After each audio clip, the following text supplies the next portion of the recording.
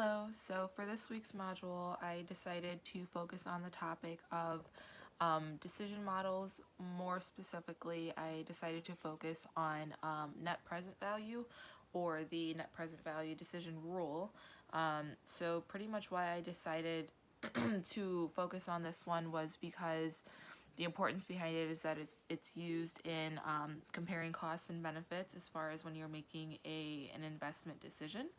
And that's pretty important for a lot of businesses or individuals who are looking to make an investment and trying to see if it's going to be worthwhile in the long run for them, weighing out, the benefits versus the cost, and whether in the long run they will make a profit off of it.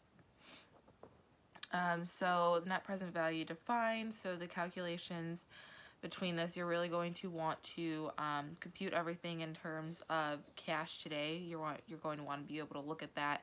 So you're going to want to be able to look at the benefits in the future, but compute that to what that would be equivalent to cash today.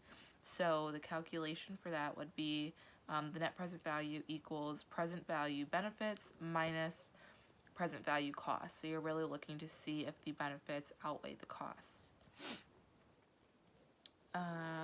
For the entry level example that I gave, so for an investment opportunity, you were presented with the opportunity to give $200 today and then receive $300 in 1 year with a 5% interest rate on that $200 that you gave.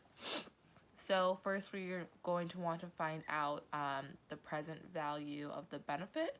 So you are going to take the $300 that you would have received in the 1 year, which is what you're going to try to compute to today's cash value. So $300, and that's going to be divided by, you're really going to use like a 1-to-1 ratio. So the dollar of like what a dollar would be in a year with that interest rate versus currently today. So it's $1.05 divided by $1, which is $1.05. So you're going to take $300 divided by $1.05, and that gives you a present value benefit of $285.71. So that $300 in 1 year computed to today's cash is $285.71.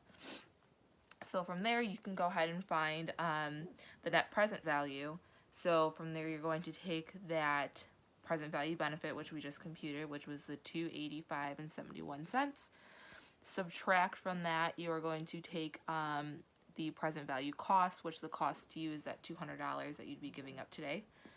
And you're going to get a difference of $85.71.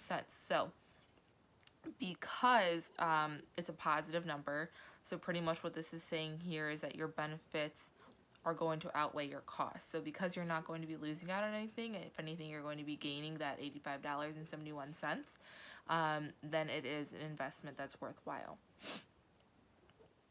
For the mid-level example that I gave, so the investment opportunity is giving $700 today, and then receiving $725 in 1 year, same 5% interest rate. So again, trying to compute the present value of the benefit, so you're going to take that $725 that you'd be receiving in 1 year, divide it by the same ratio that we used before, so $1.05, it would bring you out to $690.48, which is the present value benefit. So the net present value, you're going to take that $690.48. You're going to subtract from that the present value cost, which is the cost due today, the $700. From there, you're going to get negative $9.52. So essentially, you're losing out. It is a negative number, which means that your costs today are going to outweigh the benefits. So you can see here that, today you'd be giving up $700, but technically in 1 year with everything, the value of it would be $690.48. So you're losing out, essentially. So that's probably an investment that's not worthwhile. The last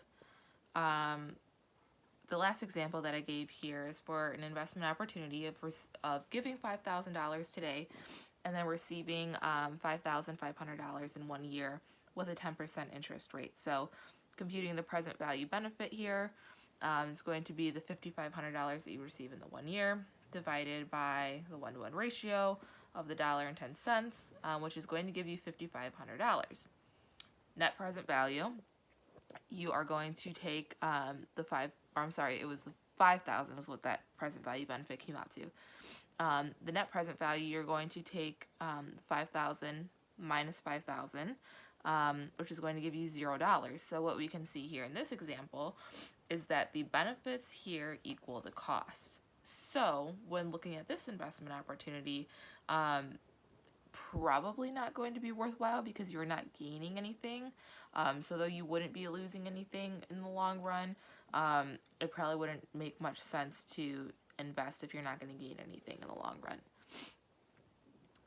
For ethics, I decided to focus on a lot of times, whether you're an individual or a business and you're looking to make an investment decision, I think it can kind of be stressful or can kind of be overwhelming a little bit to think about, what your return is going to be in the long run, if it's going to be a worthwhile investment. So a lot of times we get nervous about these risky investments, about having faith.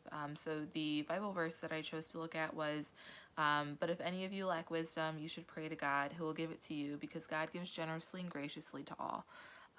James 1:5. So I chose that one just because it really gives affirmation to the fact that, above all, God controls everything in our life. And if there's ever anything that we are unsure about or have uncertainty about, to really speak to him, pray to him, give it to him and have faith in him that he will, in the end, it's in his control and he will take care of it and the outcome will be hopefully in our favor. So that's it. Thank you.